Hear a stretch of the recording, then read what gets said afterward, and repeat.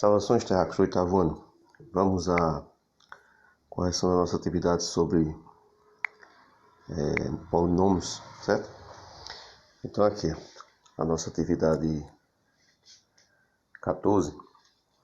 Quem ainda está com dúvida dos monômios, tem que dar uma trabalhada, né? Estudar mais, reforçar mais, porque o polinômio nada mais é do que uma extensão, né? Eu já disse a vocês que o poli significa vários, vem de vários.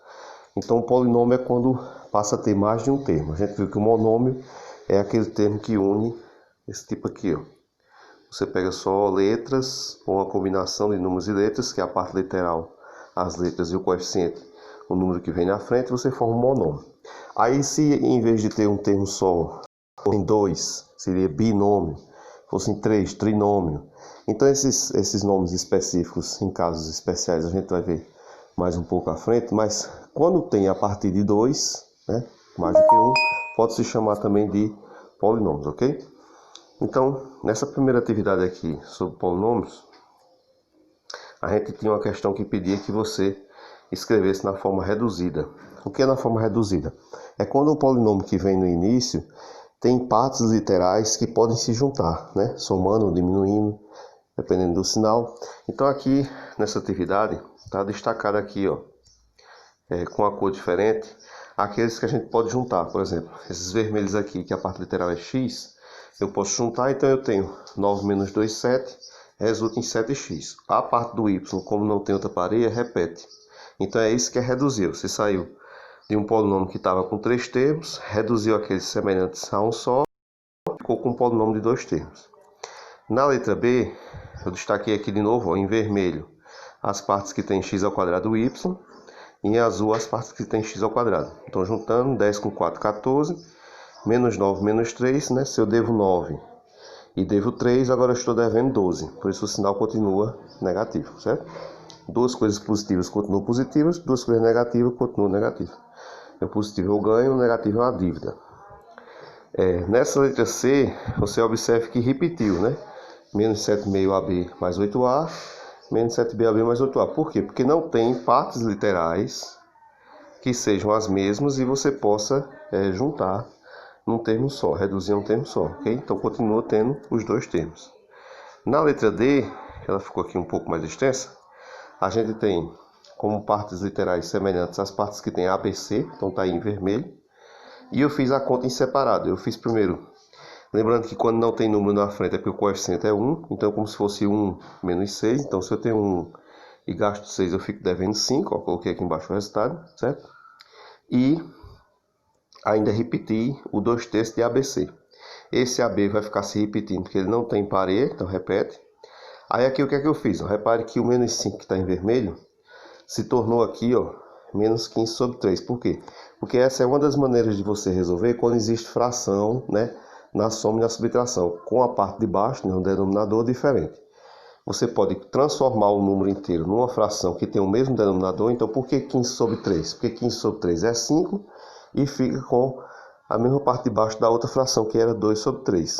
Então frações você só pode juntar ou diminuir quando a parte de baixo é a mesma, porque os pedaços que foram tirados têm o mesmo tamanho. Aí você faz o cálculo com o numerador, a parte de cima. Se eu devo 15 e pago 2, eu fico devendo 13. Então está aqui o resultado, menos 13 terços, ou 13 sobre 3 ABC, mais AB, que esse AB vai repetindo desde o início, porque ele não tem parede, certo? Aí vem a questão sobre o grau, né? O que é o grau do polinômio? O grau do polinômio é determinado naquele termo em que houver mais letras. Por exemplo, nessa primeira aqui, tanto o primeiro termo como o segundo só tinha uma letra cada, então por isso que ele é de primeiro grau. Aqui, na B, você repare que onde tem mais letras é no 14x ao quadrado y. Por quê? Porque aqui é como se fosse 2x e um y.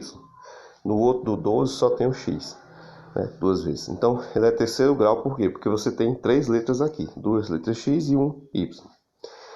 Essa aqui nasceu onde é que tem mais letras, no primeiro termo, né? AB. Então é segundo grau, que são duas letras. Aqui você tem onde tem mais letras, no primeiro termo, três letras, ABC. O segundo só tem duas, então terceiro grau. Então o grau é isso. O grau é a quantidade de letras que houver no termo em que existir mais letras, certo? Lembrando que esses expoentes de cima é para representar que a letra está repetida. Então, quando você vê x ao quadrado, entenda que é x. É aquilo ali porque está repetindo a letra, certo? Aqui nós temos marcar, por quê? Mais adiante, quando vencer esse assunto, a gente vai começar a entrar no assunto das equações. O que são as equações? São expressões algébricas com igualdade, onde geralmente uma letra só, uma variável só, na parte literal, só uma letra, para você poder encontrar com essa igualdade o valor dessa letra. Então, a equação nada mais é do que um polinômio que tenha só uma variável e que tenha uma igualdade para poder ser resolvida. Então, nesses casos aqui, eu destaquei em vermelho os exemplos onde a gente só tem uma variável. Repare que na letra A e na letra B, a única letra que aparece é o x. Na C você tem termos aí que tem A, B, então aparece o A e o B, e na D você tem x e y aparecendo, certo? Não só uma letra. Aí chegamos aqui no exercício, certo? Esse exercício aqui, a primeira atividade, é para a gente praticar um pouco, sair da leitura na nossa língua materna, português, e colocar na simbologia matemática. Então, como é que você escreve um polinômio com x dezena e y unidades? Então, como o x é a quantidade de dezena, a gente sabe que cada dezena vale 10. Então, se eu tiver, por exemplo, 2 dezenas são o quê? 20. 5 dezenas é o quê? 50. Então, por isso que eu tenho que colocar 10 vezes x. Porque dependendo de quantas dezenas forem, vai ter que multiplicar por 10. Como o y é a unidade, ele fica só. Se o y for 8, é 8. Se for 9, e assim por diante, ok? Aí repare que na letra B só fez inverter, né? Para a gente praticar um pouco essa questão das letras, né? Pode ser em qualquer posição, qualquer letra. De novo agora o y sendo dezena, tem que colocar 10y e o x unidade colocar em separado. Aqui mais uma vez, ó, a gente tem, por exemplo, o pessoal que lidar com folha de pagamento, recursos humanos na empresa. Então, eles montam equações, montam polinômios que vão representar como descobrir determinados valores de... Se você trabalha numa revenda, por exemplo, ganhando uma comissão, você ganha um salário e mais uma comissão pelo tanto que vende. Então, o pessoal coloca nos computadores a fórmula que vai dar o valor que você recebe daquele mês, tem os descontos também de previdência, essas coisas. E essa fórmula vai só, quando é aplicada na máquina, você vai colocando, fulano vendeu 50, vendeu 80, ele vai, joga esse número lá para ele fazer o cálculo. Mas antes de fazer o cálculo, que é isso que vocês têm que pensar, as máquinas fazem o cálculo que a gente manda, mas as máquinas não armam o cálculo, elas não armam a conta, elas resolvem a conta que está armada. Então, por exemplo, se nessa empresa aí, o cara cobra uma taxa fixa de R$200 e mais R$3 por cada quilômetro rodado, como não se sabe quantos quilômetros rodados cada veículo vai ter, se representa por X. Agora, como é que vai representar o quanto vai ser cobrado dependendo de cada viagem? Então, 200 fixo, certo? Não muda, porque a taxa é de 200, mais 3 vezes X, por quê? Porque são R$3 por cada quilômetro. Então, se ele rodar 1 quilômetro, vai ser 3. Se ele rodar 2 km, 2 vezes 3, 6. Se ele rodar 20 km, 20 vezes 3, né? 60. E vai juntando sempre isso com o 200. Então, isso aqui é nossa mente que tem a capacidade de trabalhar e traçar, colocar aquilo que está escrito em português para uma linguagem matemática. Coloca isso aqui na máquina e a máquina faz o cálculo, certo? Então, vocês não fiquem muito viciados assim, achando, no tempo de hoje em dia tem as calculadoras, os computadores, eles fazem tudo, mas eles fazem tudo a partir do comando que a pessoa humana deu lá, né, da forma correta de fazer. Na questão 3, é uma questão no estilo do que havia na aula, certo? Para fazer redução, né? Aí você observa aqui, ó, os termos que estão em vermelho são os que têm a mesma parte literal, a ao quadrado de x, desculpe. Os que estão em azul tem a ao quadrado de x ao quadrado, certo? E você vê que sobra esse ax ao quadrado que não tem outra parede na conta, e sobra esse ax ao cubo que não tem outra parede. Aí nas partes vermelhas você tem 2, mais 3, 5.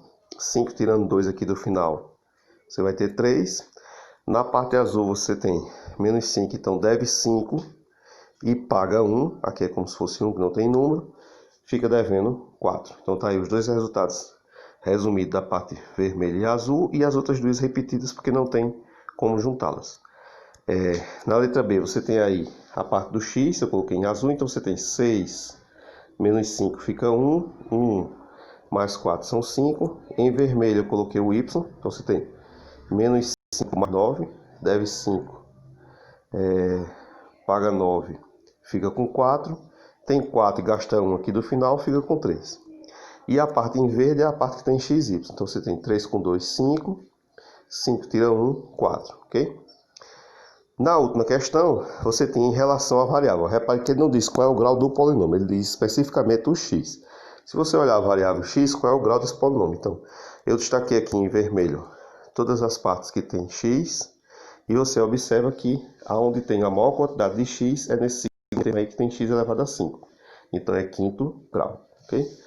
Obrigado a todos, paz e bênção. Espero que tenham uma boa semana. Até a próxima.